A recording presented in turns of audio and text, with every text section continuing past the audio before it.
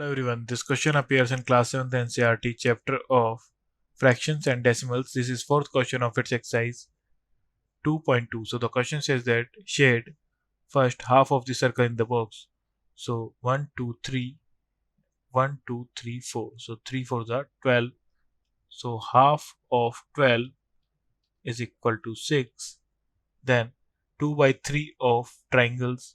So 2 by 3 into 3 3s are 9. So 3 9s are 3. So 3 2s are 6.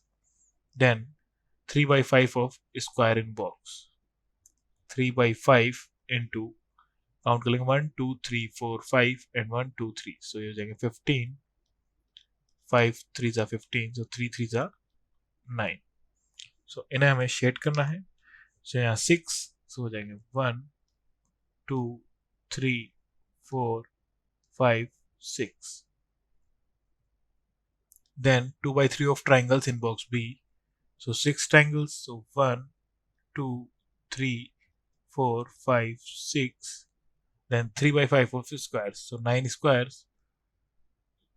1 2 3 4 5 6 7 8 9. Thank you.